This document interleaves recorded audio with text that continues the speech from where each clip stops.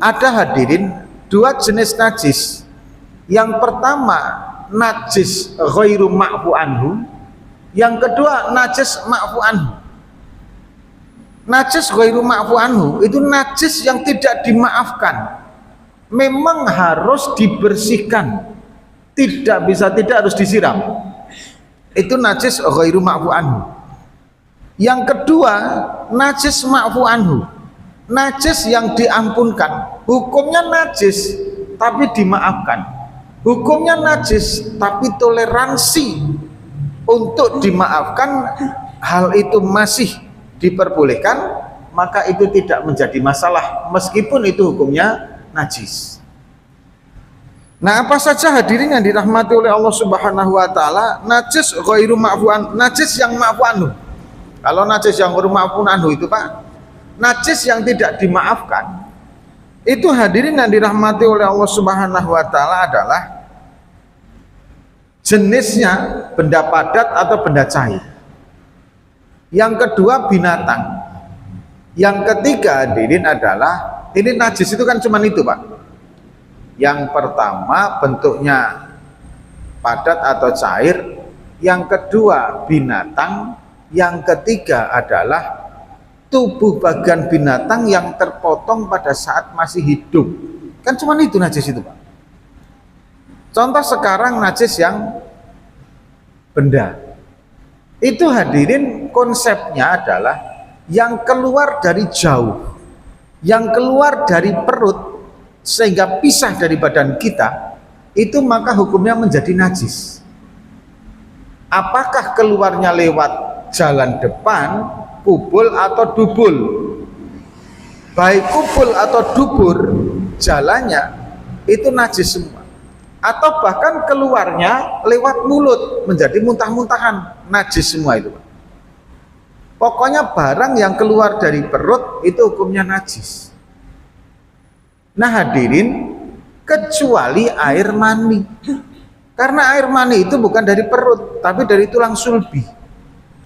Makanya air mani manusia itu suci. Kalau air mani manusia najis, maka kita menjadi najis. Makanya kalau air mani babi dan anjing najis, karena memang hewannya najis. Kan sama tidak keluar dari perut, iya, tapi memang hewannya yang najis.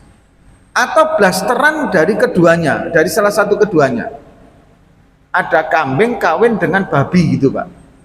Maka hadirin yang dirahmati oleh Allah, keluarnya turunannya blasterannya itu menjadi najis ketika basah. Tapi ketika kering maka tidak najis.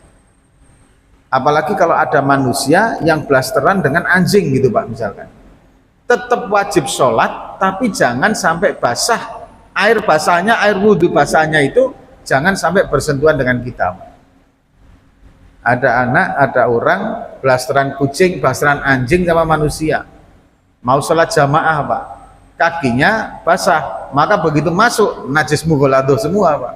Tapi dia wajib sholat gitu. Ada manusia blasteran sama kambing, lahirnya manusia kambing. Pada salat Idul Adha dia boleh jadi khotib karena bentuknya manusia. Setelah jadi khotib boleh disembelih karena menjadi hewan kurban. Itu loh Pak. Inilah makanya jangan pernah blasteran dengan hewan. Susah hukumnya kan itu Pak. Nah hadirin yang dirahmati oleh Allah Subhanahu wa taala, najis ma'fu anhu apa saja Pak?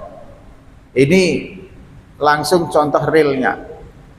Yang pertama adalah najis di antara lubang pembuangan yang cara pembersihannya memakai batu. Itu najis Pak. Misalkan begini, ini batasan bagian lubang, ya kan? Kemudian keluar air kencingnya. Cara membersihkannya itu jangan pernah sampai datang najis yang lain. Jadi begini, misalkan nempel di batu, langsung sekali jalan. Yang sudah kena najis ini jangan ditempelkan lagi.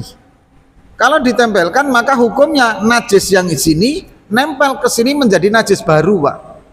Maka selesailah. kemudahan beristinja memakai batu. Jadi begitu disapu sekali, set, ya sudah. Cari sisi lain yang belum ada najisnya, set, sudah. Tidak boleh kemudian tul gitu, nggak boleh Pak.